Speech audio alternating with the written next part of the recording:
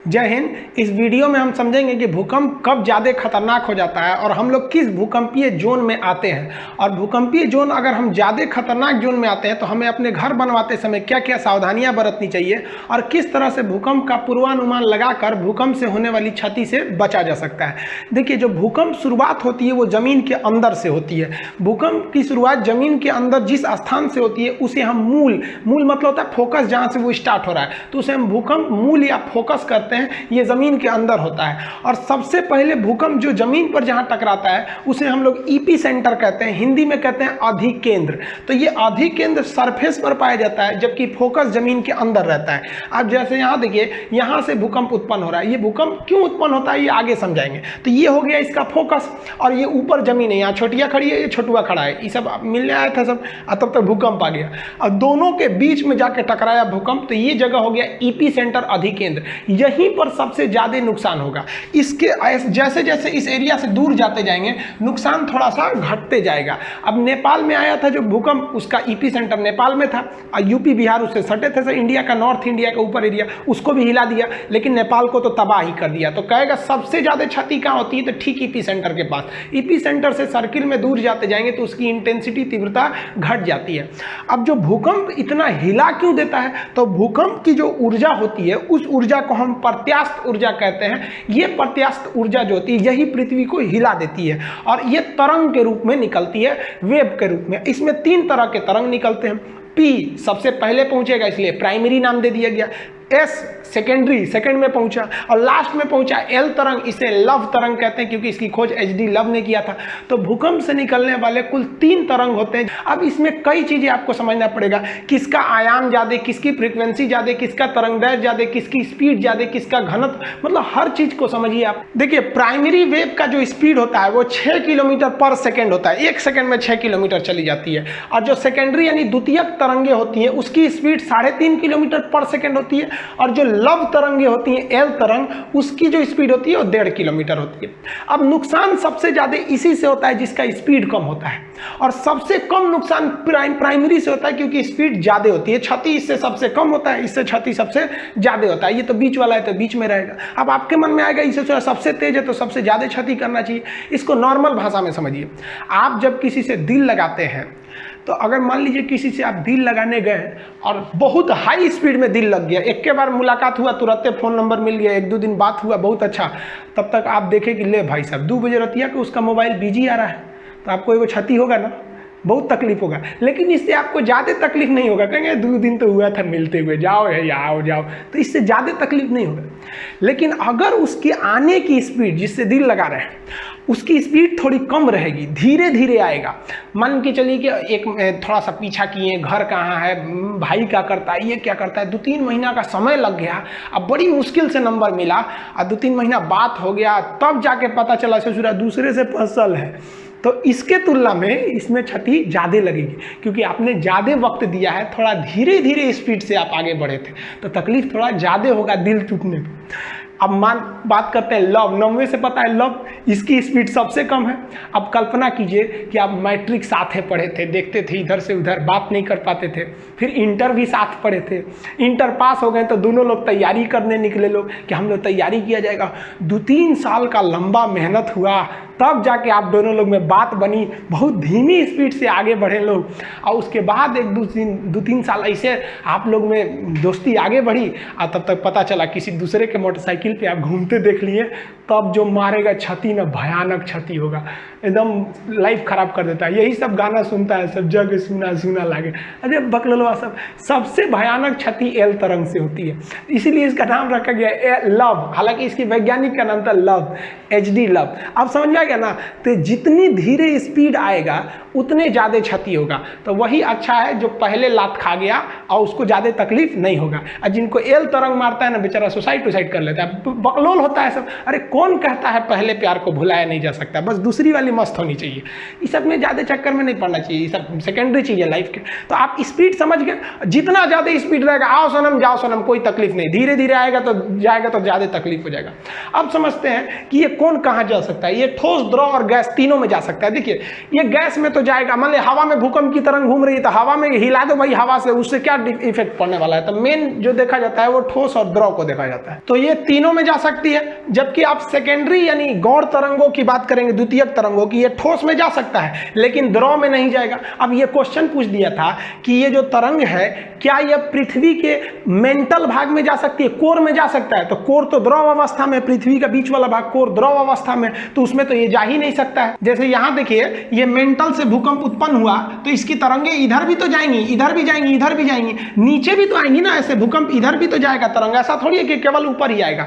तो जो पी तरंगे होती हैं वो इस कोर को होकर पार कर सकती है क्योंकि वो द्रव में भी जा सकती है, लेकिन एस तरंगे पृथ्वी का जो सेंटर वाला भाग है उसको पार नहीं कर सकती है। जब तरंग उत्पन्न होती है ना तो इस जैसे यहाँ पे इसका फोकस है तो ये वाले एपी सेंटर पे ज्यादा तगड़ा मारेगा और इधर गया तो यहाँ जाते जाते तो इसकी पावर खत्म हो जाता है। तो ये वाला जो होता है, ये देखिए आप ऐसा नहीं है कि सोचिएगा कि भूकंप उत्पन्न हुआ तो केवल इस डायरेक्शन में जाता है, वो दोनों डायरेक्शन में जा सकते हैं। तो ये वाला द्रव में न जाने की वजह से कोर में नहीं जा पाता है। और जबकि एल तरंग जो होता है ये पृथ्वी का जो बाहरी परत है ना, धरातल जिसमें हम लोग चलते हैं, ये मेन धरातल पे ही जाता है, इसलिए इसे धरातलीय तरंग के नाम से भी जानते हैं। ये सबसे ज्यादा क्षति पहुंचाता है क्योंकि नीचे तो कोई रहता नहीं, जो धरातल पे रहेगा उसी पे ये ज्यादा क्षति पहुंचाता है। एक और समझिए कि ये लॉन्गिट्यूडनल होता है। लॉन्गिट्यूडनल को कहते हैं अनुदैर्घ्य। अनुदैर्घ्य मतलब होता है सीधा एकदम निकल जाना, सीधे निकल जाएगा तो अनुदैर्घ्य होता है। यानी जो ध्वनि तरंगे होती है वो अनुदैर्घ्य होती है। हालांकि फिजिक्स में पढ़ाएंगे कि ध्वनि तरंगे 3 कंडीशन में अनुदैर्घ्य होती है, 2 कंडीशन में अनुप्रस्थ होती है, इसलिए इसको ध्वनि को दोनों में रखा जाता है। तो ये जो तरंगे होती है ना पी, ये अनुदैर्घ्य होती है, सीधे निकल जाती हैं और ये ध्वनि के समानता रखती है, ऐसे सीधे निकल जाती है।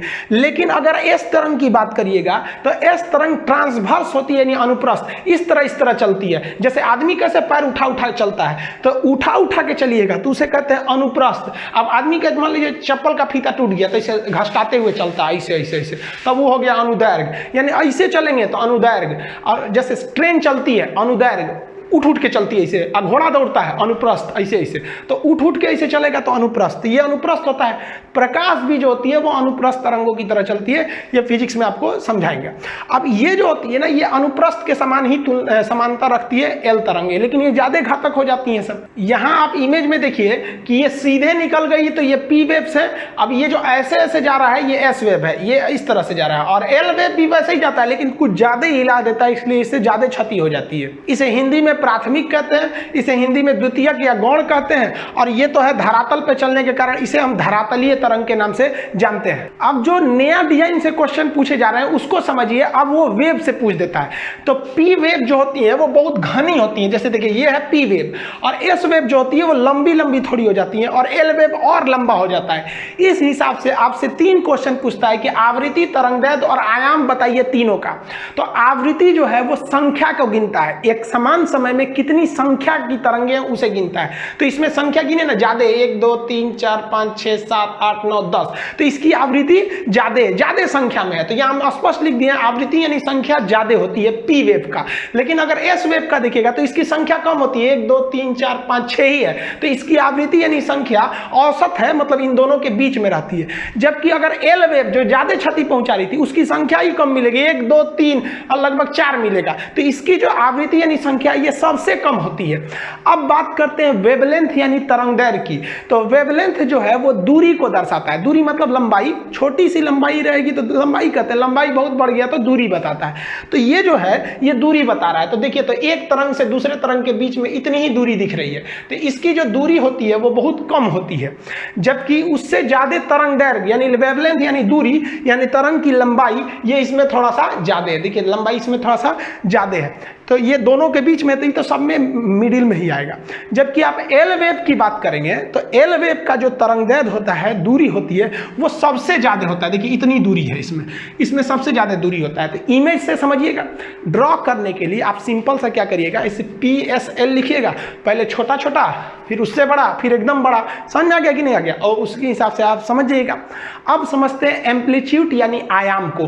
तो आयाम का सेंस होता है ऊंचाई, तरंग कितना ऊंचा है उसे हम आयाम कहते हैं। तो इसकी ऊंचाई देखिए कम है, इसकी ऊंचाई उससे थोड़ा सा ज़्यादा है, जबकि अगर एल वेव की ऊंचाई देखिएगा तो इसकी ऊंचाई ज़्यादा होती है। इसी वजह से ये ज़्यादा खतरनाक होता है, आयाम ज़्यादा होने की वजह से ज़्यादा हिला देता है। अब जैसे मान लीजिए कोई व्यक्ति है, तो उसको मान लीजिए आप धीरे धीरे इसे तमाचा मारिएगा, छोटा छोटा आयाम से, अरे अरे अरे इसे मारिएगा, कोई दिक्कत नहीं है। और तनी सा आयाम बढ़ा कर इसे मारिए, बहुत तेज लगेगा। एल तरंग की तरह आयाम बढ़ाइए, इतना हचाक दे मार दीजिए, इसे मुड़िए टूट जाएगा उसका। तो एल वेव क्यों खतरनाक होती है ये आप एकदम अच्छा से समझ गए। एक तो ये हचाक से बहुत लंबा लंबा वेव मारती है और उससे बहुत धीमे गति से आती है, एकदम अच्छा से झकझोर के बिल्डिंग को जाता है। और ये वाला आता है बिल्डिंग में जो हिला के चल जाता है, ये तो पूरा बढ़िया से अस्थिर हिलाता है, ऐसे जुड़ा गिर। तो अभी के जो एग्जाम्स है उसमें ये सब क्वेश्चन से ज्यादा पूछ रहा है। आप पुरनका रट के जाइएगा तो फिर फेल होके आएंगे। भूकंप के कारण देखिए, भूकंप का पहला कारण जो होता है नवीन वलित पर्वत। वलित पर्वत जो मुड़ के ऐसे बना है, फोल्डेड माउंटेन है। हालांकि ये कोई खास कारण नहीं है, ये मेन कारण है प्लेट टेक्टोनिक का। अब जो सबसे महत्वपूर्ण कारण होता है प्लेट, विनाशीय प्लेट का किनारा। हैरी हैस ने प्लेट टेक्टोनिक का सिद्धांत दिया था, वो नेक्स्ट चैप्टर में हम आपको समझाएंगे। प्लेट क्या होता है कि हम लोग जिस जमीन पे खड़े हैं ये जमीन बहुत मोटी है। जैसे आप अपने घर में 2 मंजिला 3 मंजिला पे खड़े होते हैं ना, तो आप लिंटर की ढलैया पे खड़े होते हैं, जो 4 से 6 इंच का ढलैया होता है, उस पर आपका पूरा घर रोक लेता है। तो जिस पृथ्वी पे खड़े हैं ना, ये भी एक ढलैया मिट्टी का है, और वो कितना मोटा है पता है? 100 किलोमीटर मोटा है। और जहां थोड़ा सा गहरा है उसके ऊपर पानी भर गया तो समुद्र हो गया। तो समुद्र जो दिख रहा है वो भी एक जमीन का हिस्सा है। 100 किलोमीटर ऊंचा जमीन है, उसमें थोड़ा सा ऊपर से धंसा दीजिए, समुद्र की गहराई कितनी होती है? 10 मैक्सिमम गहरा हो गया मारियाना ट्रंच 11 किलोमीटर। तो 100 किलोमीटर से ऊपर से धंसा दीजिए 11, तो उसमें पानी भर जाएगा तो समुद्र हो जाएगा। और नहीं तो उसके नीचे तो पूरा मिट्टी है, तो लिथोस्फीयर का निर्माण कर देते हैं। तो हम लोग जिस पर खड़े हैं वो भी प्लेट है जिसकी मोटाई 100 किलोमीटर है। और ये प्लेट दूसरे प्लेट से जैसे टकराएंगे ना, तब आपका वहां आ जाएगा भूकंप। हम ये प्लेट को आपको प्रैक्टिकली एग्जांपल देकर समझाएंगे कैसे टकराते हैं, सब 3D में। तो यहां मान लीजिए ये ब्लैक वाला एक प्लेट है, ये दूसरा प्लेट है, ये दोनों इधर आके टकराएंगे तो इसी किनारे पे ना भूकंप की संभावना ज्यादा रहेगी। तो जहां टकराने वाले किनारे रहते हैं उस किनारा को कहते हैं विनाशीय कगार, यहां भूकंप ज्यादा आते हैं। अब इसमें 2 चीजें होती हैं। प्लेट अगर आपस में आके सटेंगे तो उसे कहते हैं अभिसरण, ये ज्यादा डेंजर होता है। अब प्लेट अगर दूर हटेंगे तो इसे कहते हैं अवसरण। अवसरण में जैसे जैसे प्लेट हटेगा ना, तो पृथ्वी के अंदर का ज्वालामुखी का मैग्मा धड़धड़ा के बाहर आ जाएगा। तो जब दूर हटता है तो उससे ज्वालामुखी आते हैं, वो भूकंप के लिए नॉर्मल माना जाता है। जबकि ज्यादा खतरनाक होता है प्लेटों का अभिसरण, खतरनाक होता है। जहां प्लेट टकराएंगे वहां भूकंप ज्यादा आएगा। अब इसी का सिद्धांत दिया था रीड महोदय ने। रीड ने दिया था प्रत्यास्थ प्रचलन सिद्धांत। इन्होंने कहा था कि जब एक प्लेट दूसरे प्लेट से टकराती है या दूर हटती है तो इसकी एक क्षमता होती है, कितना भी खींच दीजिएगा इसे दूर हटाने के लिए तो टूटेगा नहीं, लेकिन एक मैक्सिमम क्षमता के बाद ये टूट जाएगा, तब भूकंप आएंगे। या आपस में सटाइएगा तो ये मुड़ेंगे नहीं, इनके अंदर एक इलास्टिसिटी होती है, लेकिन उससे ज्यादा ढकेल दीजिएगा तो ये मुड़ जाते हैं, जिससे कि भूकंप आ जाते हैं। तो ये रीड का सिद्धांत कई बार पूछा है कि रीड का सिद्धांत किससे संबंधित है, तो आप इतिहास भूगोल में चल जाता है, तो ये भूकंप से संबंधित है। अब मान लीजिए कि जहां 2 प्लेट आपस में टकरा रहे हैं और उसी के ऊपर आप बिल्डिंग बना दीजिए, तो मानव जनित कारण हो जाएंगे। भाई वहां बनाने की क्या जरूरत है? अब मान लीजिए अंटार्कटिका में भूकंप आएगा तो हमको क्या मतलब है भाई साहब वहां भूकंप आए चाहे नहीं है? भूकंप तभी खतरनाक होता है जब उसका मानव पर प्रभाव पड़े। मानव पर प्रभाव नहीं पड़ेगा कोई दिक्कत नहीं है। तो मानव तो जानबूझ के भूकंप का कारण बन रहा है कि जो प्लेट टेक्टोनिक संवेदनशील विनाशी एरिया वहीं पे आप जाके बांध बना दीजिए, सड़क बना दीजिए, तो टूटबे करेगा। भूकंप जो है उनकी 5 पेटियां हैं। पेटी का मतलब बेल्ट है कि यहां तो भूकंप एकदम भयानक आना ही आना है, जिसमें सबसे महत्वपूर्ण पेटी है प्रशांत महासागरीय पेटी। आपको बताएं कि जो प्लेट है 100 किलोमीटर, अगर ऊपर से 10 किलोमीटर धंस गया तो वहां महासागर बन जाएगा। तो आप महासागर को ये मत सोचिएगा कि प्लेट नहीं है, नीचे तो उसके भी जमीन है। तो ये महासागरीय पेटी, यहाँ पर 60 से लगभग 63% भूकंप यहीं आते हैं, सबसे ज्यादा भूकंप। और इस भूकंप का कारण क्या है? अभिसरण है। पहले इसको आप मैपिंग द्वारा समझिए, तब आप समझ पाएंगे। यहाँ पर आप देखिए कि प्रशांत प्रशांत महासागर दो जगह है, एक ये भी प्रशांत महासागर है और ये भी प्रशांत महासागर है। एक्चुअली ये दो जगह नहीं है, पृथ्वी गोल है। अब मान के चलिए कि कोई चीज़ मेरे नाखून के पास है, इसको खोलेंगे तो आधा इधर चला गया, आधा इधर चला गया। वही अगर यहाँ देखिएगा तो प्रशांत महासागर एक ही जगह यहाँ बना दिए। तो जो प्रशांत महासागर का प्लेट है वो इस साइड से आप देखिएगा कि उत्तरी और दक्षिणी अमेरिका से टकराता है, तो यहाँ पर भूकंप की संभावना ज़्यादा बढ़ जाती है। तो प्रशांत महासागर एक साइड में तो अमेरिका से अभिसरण यानी टकरा रहा है, और वही इस साइड में देखेंगे तो वो एशिया वाले प्लेट से टकरा रहा है, जिस वजह से यहाँ भूकंप बहुत ज़्यादा आने लगते हैं सब, और ज्वालामुखी भी आने लगती है। ऐसे टकरा के हट जाएंगे, मान लीजिए अगर टकरा के टूट गया तो ज्वालामुखी भी आएगा, भूकंप भी आएगा। इस वजह से अगर आप इसको एक दोनों मैप को आपस में जोड़ेंगे तो प्रशांत महासागर इस तरह से हो जाता है।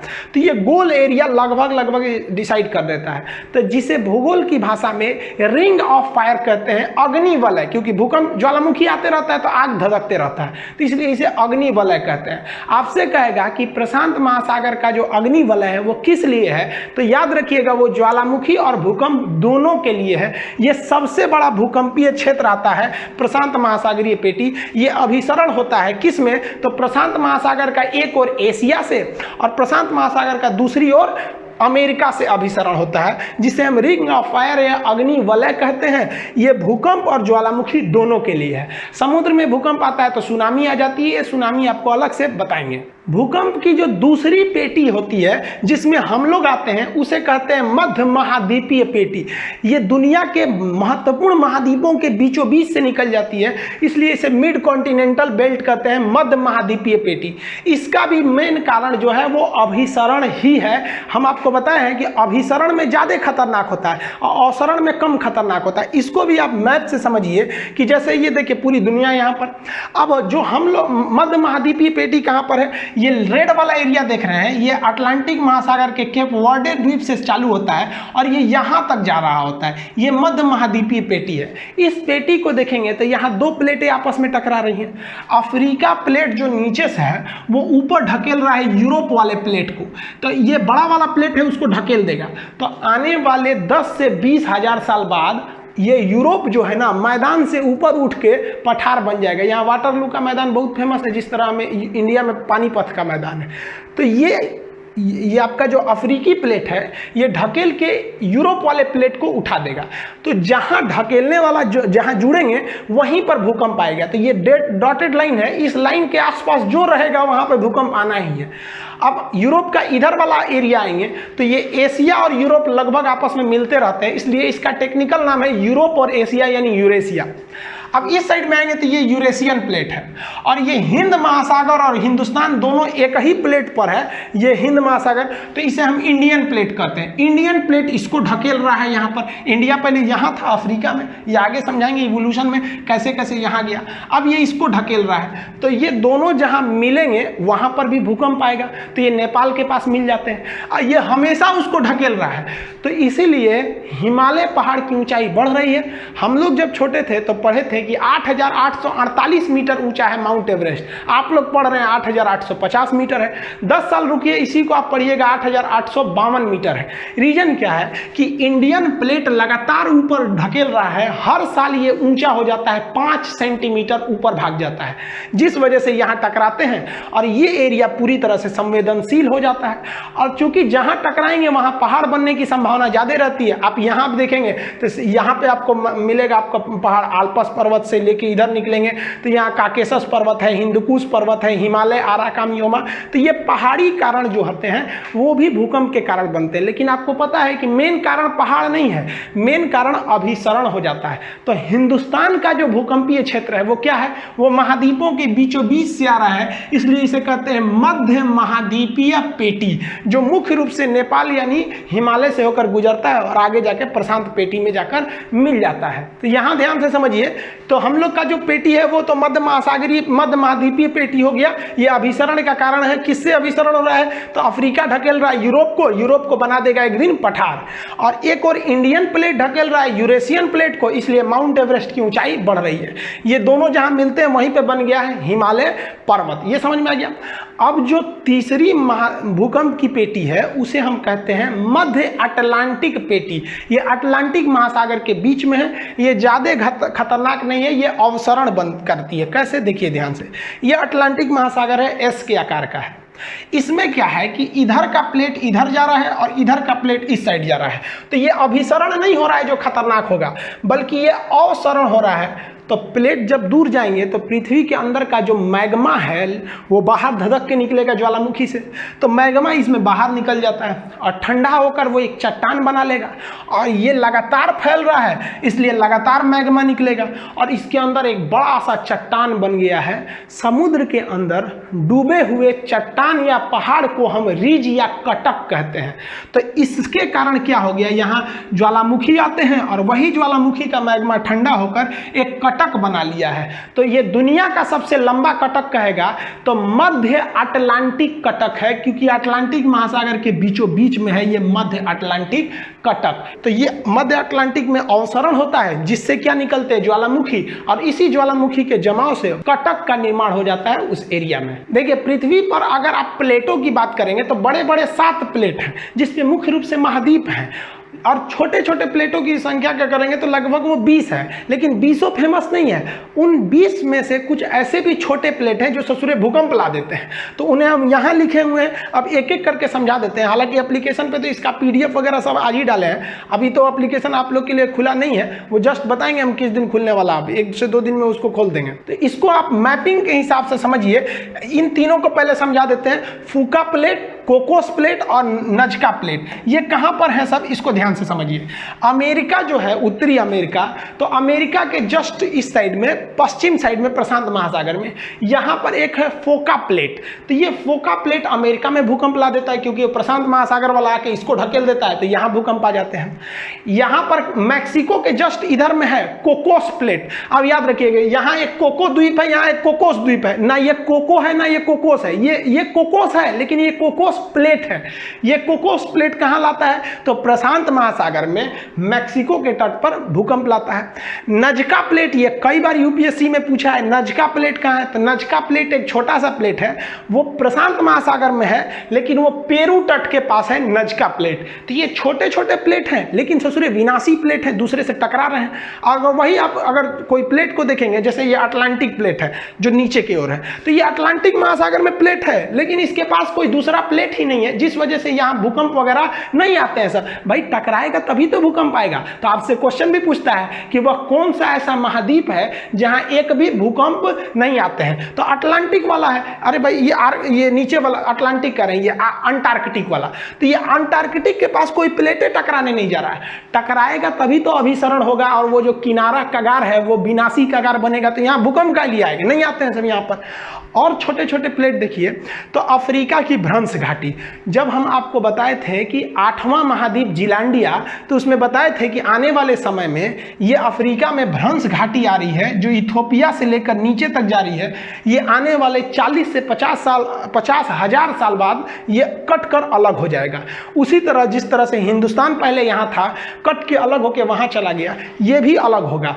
अब ये जो अलग होगा तो यहाँ भी भूकंप आएंगे, लेकिन यहाँ पर क्या है, यहाँ अभिसरण नहीं हो रहा है, अवसरण हो रहा है, दरार पड़ रही है, जिस वजह से यहाँ एक बहुत बड़ी दरार पड़ गई है जिसे बृहद भ्रंश के नाम से जानते हैं। यह भी भूकंपीय क्षेत्र में आ जाता है। यहाँ पर तंजानिया पहाड़ी वगैरह है जो भूकंपीय क्षेत्र में आ जाते हैं। और अगर और छोटे प्लेट की बात करेंगे तो ये वाला इंडिया के अंडमान के पास है। अंडमान के पास एक छोटा सा प्लेट है जिसका नाम है बर्मा प्लेट। म्यांमार का पुराना नाम बर्मा प्लेट। यही बर्मा प्लेट 26 दिसंबर 2004 को टकरा गया था इंडियन प्लेट के पास, सुमात्रा द्वीप के पास, जिससे भयानक सुनामी चली आई थी। समुद्र में आने वाले भूकंप को हम सुनामी कहते हैं। अब यहाँ देखेंगे तो ये जो दक्षिणी चीन सागर है उसका वो जो प्लेट है उसका जो ज्योग्राफिकल नाम है उसका नाम है सुंडा प्लेट, और यहाँ पर फिलीपीन के पास है फिलीपीन प्लेट। तो ये छोटे छोटे प्लेट हैं, ये 7 ऐसे छोटे प्लेट हैं जो हैं ससुरे छोटे, देखने में लगे छोटे लेकिन घाव करे गंभीर। ऐसे ससुरा बर्मा प्लेट छोटा दिख रहा था, सुनामी लेके चला आया।